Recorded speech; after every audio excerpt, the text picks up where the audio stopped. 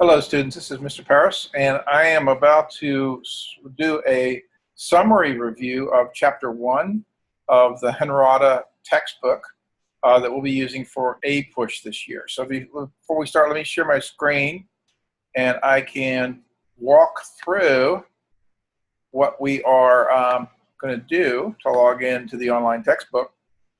So you first of all, you would put in your open a chat box. Let's see if I got a chat box here.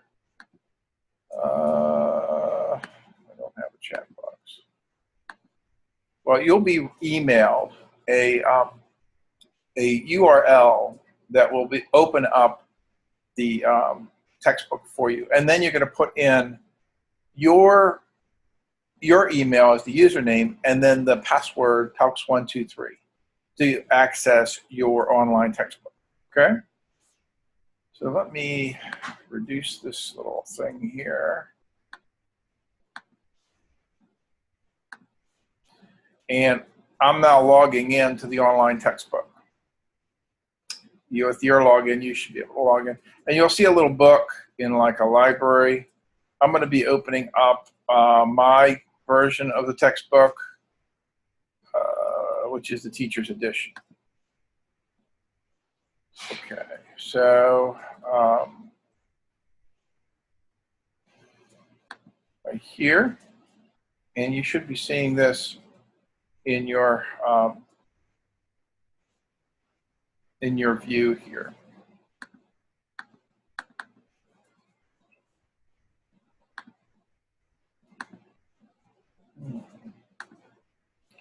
What did I do wrong?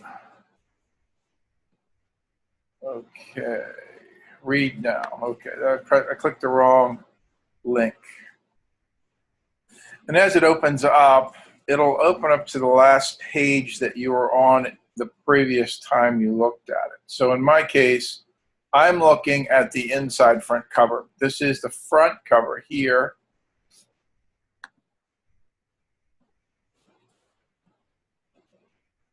Oh, that took me not to the front cover. Sorry about that. You got to click on these guys to navigate backwards and forwards. But the key icon to look at, and that's the front cover, the key icon to look at as you scroll down is this little box here, Table of Contents. Very important tool in the online textbook. So if I click on that, and then I scroll down and I click on Part 1, Transformations of North America, I can then click on Chapter 1, and I can begin reading Chapter 1 in the textbook. So you can see here it's Colliding Worlds. And what I've done is I've written my own summary of the text, and there's not a whole lot of information on this first page for the summary, but I do read that first page of the introduction for the chapter as well. So we'll start here where you see this Algonquin village. And the Algonquin settlement could resemble European settlements. As you gaze into this picture, you can see some similarities to European civilization and Native American civilization. And you can see how the Europeans that colonized the New World had a huge influence on the Native Americans, so that they began to even change their villages to make them look more European. There were 60 million Native Americans, of which 6 million were north of Mexico. So the bulk of the Native American people are located south, Mexico and south.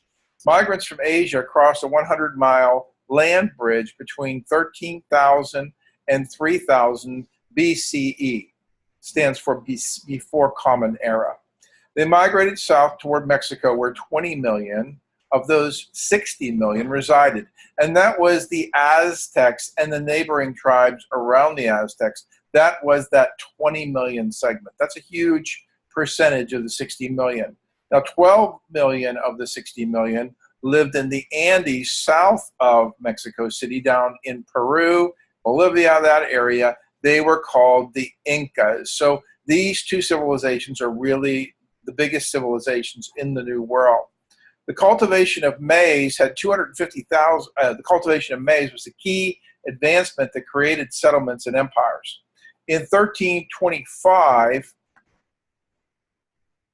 Tenochtitlan had 250,000 people. So it was actually bigger than, I believe, all European cities at the time. The Aztecs forced slavery and tribute. This is the land bridge here, these graphics here, just talking about some of the things I just went over. This is a picture of Tenochtitlan that you see on this page here. The cultivation of maize was a key advancement that created settlements and empires. And in 1325, Tenochtitlan had the 250,000 people. The Aztecs forced slavery and tribute on the people that they conquered. Cuzco, the Inca capital, had 60,000 people.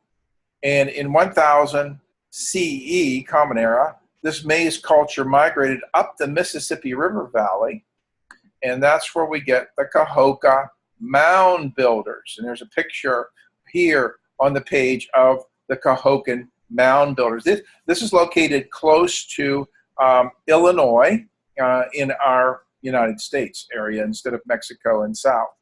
10 to 30,000 people were in the Cahokia mound builders settlement. In the eastern woodlands, natives burned fields to prepare them for planting. And this is a America Compared article that talks about the burning of fields and why it was so foreign to the Europeans and how the Native Americans, how it compares with the Native American understanding of burning for agriculture. In the eastern woodlands, natives burned fields to prepare them for planting. The Algonquin and Iroquois were chiefdoms. The Iroquois formed their confederacy around 1500 CE before the arrival of Europeans. So the Iroquois Constitution actually predates the U.S. Constitution. The Iroquois had a matriarchal society. That's as opposed to most of Europe being a patriarchal society. The Great Lakes was a porous region of tribes. The Plains Indians became masters of horsemanship. The Comanches, which is a branch of the Shoshones, became accomplished horsemen. And the Anazis and the Pueblo Indians in the Southwest dominated the arid canyons and developed advanced irrigation systems. Finally, up in the Pacific Northwest, we have the Chinooks. They created 60-foot dugout canoes, and totem poles were also a part of this country. So you've heard of the word totem pole with the animal figures and people faces on it. That originates from the Chinooks. Trade networks were common, and so was benevolence by the upper class toward the lower. Natives believed that the death of an animal or fellow native released the spirit to a better place. Now, the old world Western Europe was ruled by patriarchal families. The Black Death in Europe killed 1/3 of the population at this time. Authority was passed down from above in the feudal system where security was exchanged for land. Men commonly passed their wealth down to the oldest male.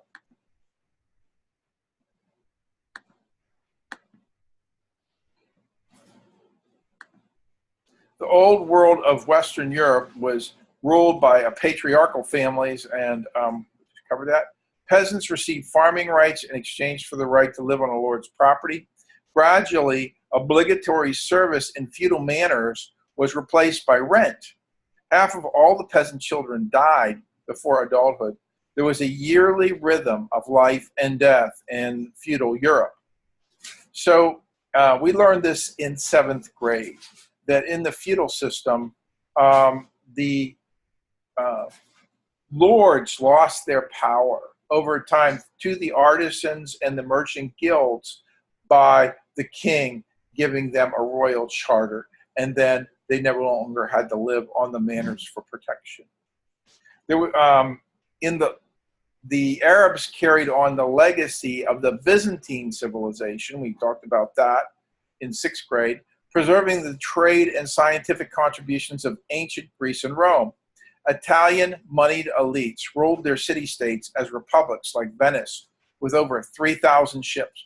These elites, like the Medicis, celebrated civic humanism and paid a service to their communities. They sponsored artists and learning in a renaissance of culture from the classical period.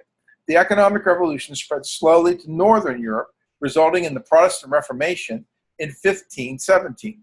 Monarchs rose in power at the expense of lords, and artisans who formed regulated guilds were empowered with royal charters to weaken the lords.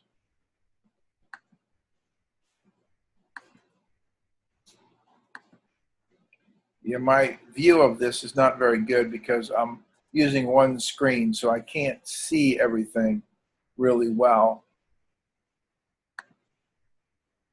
But we're covering everything that's in the text.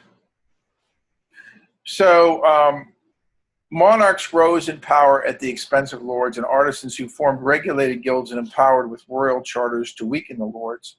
The mythologies from animism and classical Rome, like the Aeneid, which we covered in the 6th grade, became a channel for Christianity to spread after Constantine made Christianity the state religion of Rome. The Pope, his bishops and cardinals, imbued power to monarchs in Western Europe. Christian rulers and their priests felt the need to suppress heresies that would attack the church. So you see this time of the Middle Ages as the church being somewhat empowered as much as the monarch, and even giving the monarch his powers that were thought to be given directly from God, this being known as the divine right of kings. Here we have Charles colliding cultures, thinking like a historian. This section of the textbook will involve primary resources that you will be forced to analyze. No, not forced to, sorry. I will ask you to analyze. And when you analyze them, we'll be using a specific method to do that. And that method can be summarized in the acronym electric hippos, which we'll talk about more in class. Christian rulers combated Islam as an extension of suppressing heresy. Between 1096 and 1291, Christian armies were sent to win back the Holy Lands where Christ had lived. We know this as the Crusades, and we covered this in 7th grade. New orders of knights like the Knights Templar and the Teutonic Knights were created to support the monarchs. Crusaders brought back sugar from the Silk Road. So this was a huge thing that the Crusaders did. When we think about the Crusades, we don't think about sugar, but we honestly should, because it drove a lot of what happened after the Middle Ages. In Germany and Switzerland, Martin Luther and John Calvin criticized the Catholic Church for simony, that means like selling indulgences, and priestly mediation that they felt was available to everyone through the Bible and predestination. So Calvin and Zwingli and Luther thought people could read the Bible and understand it without a priest explaining it. This triggered a war between remnants of the Roman Empire and the northern principalities. A counter-revolution occurred in the Catholic Church, resulting in monastic orders like the Jesuits, who were also called the soldiers of Christ.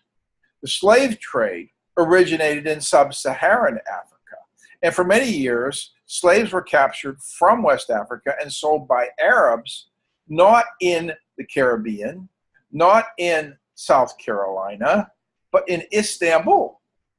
So before there was slave dealing in the New World, there was slave dealing in the Old World, specifically Istanbul, which we know as Constantinople, that we studied in the 6th grade. The Ottoman Empire created a bottleneck in the Silk Road trade for Europe.